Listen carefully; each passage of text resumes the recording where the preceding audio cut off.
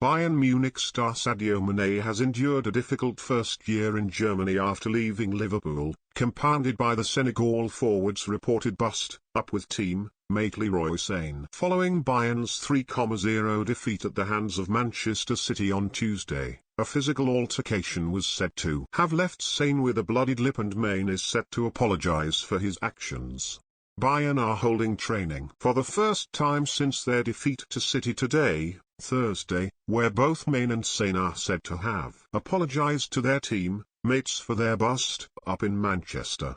While neither player has commented on the incident, club executives reportedly met on Wednesday and are considering a range of punishments, including potentially selling Mane.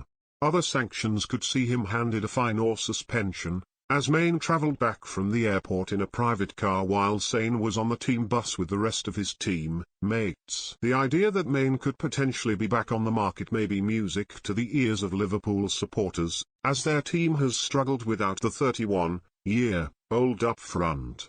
The Reds had constantly been challenging for the Premier League title with Mane alongside Mohamed Salah, but since his exit Jurgen Klopp's outfit have been competing closer to mid-table and will need to improve their form just to finish in the top 4 this campaign.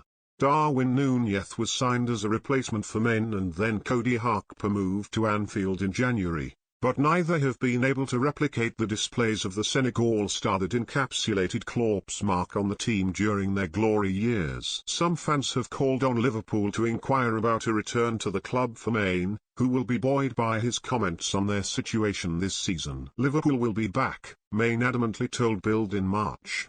"I'm convinced they will overcome this situation. They had many injuries and tough tests, but Jurgen Klopp is definitely the right man. He will lead Liverpool back up from this season. The players love him."